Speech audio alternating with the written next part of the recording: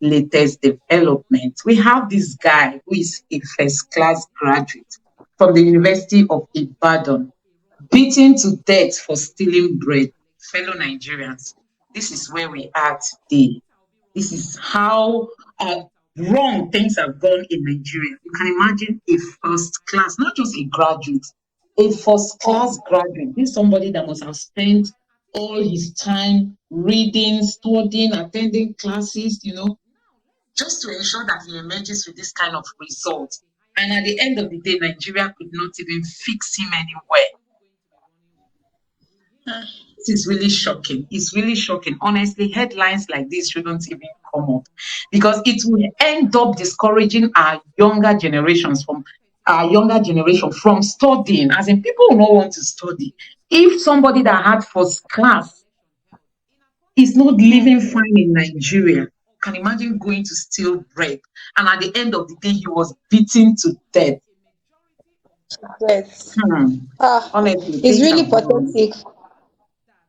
It's really pathetic. When I saw this story, I actually felt bad because I know the investments this young man would have made in himself even while in school to actually come out with first class from University of Ibadan. That's UI. We all know UI that is actually one of the best schools in Nigeria. So he Hmm. invested time and the parents also invested money to send him to school. But at the end of the day, after the long years in school, he came out with nothing to fall back on and then died this kind of painful death. It's actually really painful that our government is actually not paying attention to the young people. What they're actually after most times is just to go back to office. It's my turn, is this turn. So they're just after the politics without paying attention to the thousands of graduates in Nigeria that have nothing to do or nothing to fall back on. And it's really pathetic. It's a very, very bad one and a sad one that our government does not even care about its citizens. It's sad. For this It's really particular sad. young man, it's bad that he ended this way. But what I just have to say again about this is the fact that the government of the day should actually wake up and actually help Nigerians. Wake up and help Nigerians. Because if this man, I know that And most for times, me, I think people with results like this should just be given automatic employment. yes, yes, Honestly, that's if what I want somebody to had because invested such time studying, yeah, and coming up with this kind of result, first class students, I think they should just be employed automatically. Don't just waste a month after their graduation. Just as they are leaving the university, they should be going to their place of assignment to pick up their job. It's really so discouraging seeing this kind of thing happening in Nigeria. We know Nigeria is one of the most stressful environment for students. You can yes, imagine in a class, you'll be in hundreds, attending just one lecture. There are one people that lecture. will have to trek to their classes. You have one class here, the next lecture is happening over there, and the next lecture is somewhere else. And you keep running around. At the end of the day, you manage to come out with this kind of result, and you can't lay hold on any job opportunity. Honestly, you can imagine.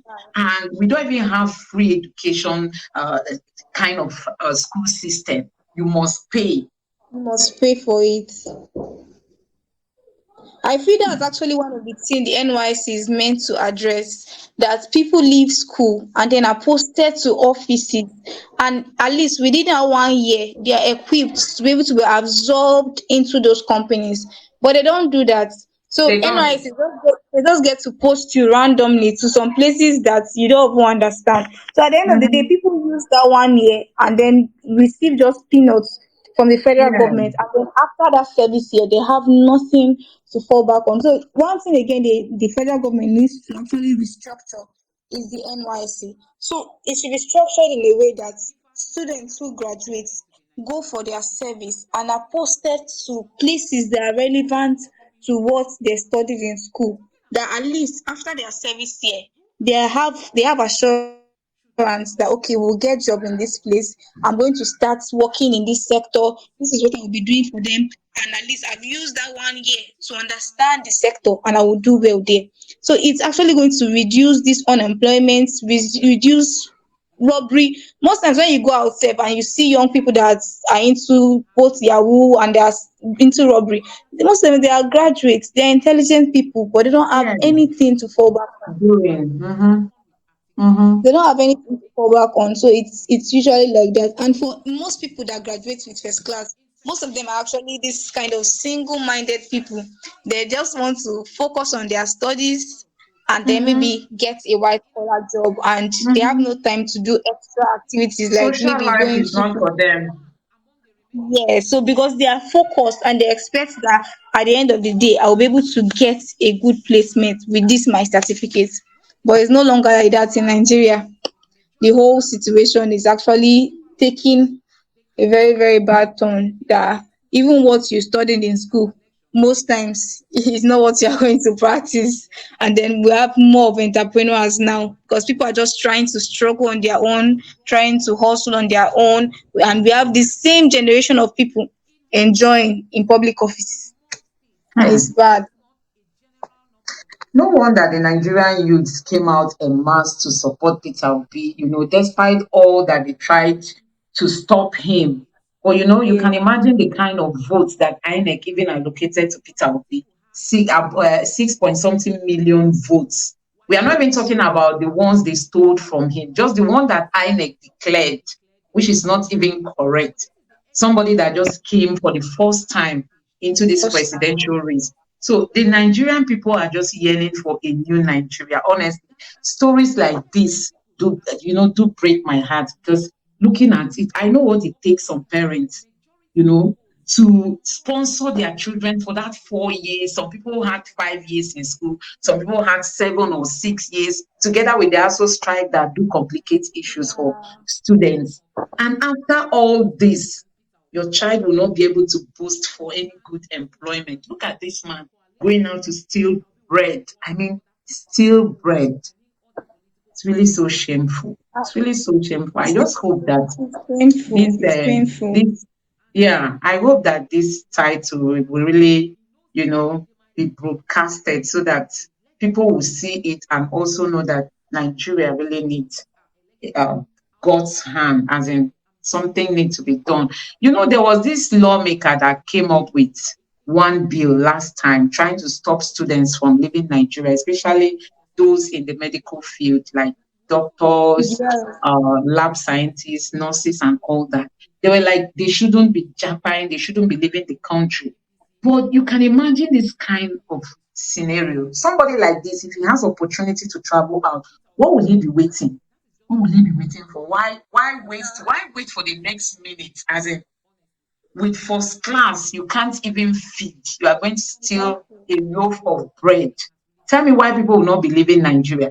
And most times, they don't even address problems from their root causes. They will just Yeah. come and say one thing or the other. I want to pass this bill because we don't have enough doctors. You don't ask yourself, why are your doctors leaving Doctors Nigeria? Is there any step we can take to remedy this situation? Is there any way we can support them? Things like that don't come up. And these are senators that people keep speculating that their salaries are in millions and millions, and they don't want to make it open.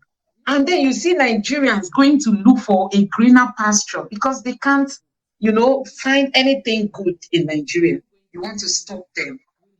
Look at this kind of development. So this guy, tell me, if somebody's in Britain now telling him to come over, assuming he was a medical doctor, you go and tell him not to. go.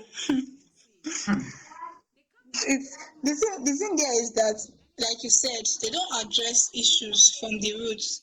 You do not give these people good employment, but you want to stop them from living. It's not possible.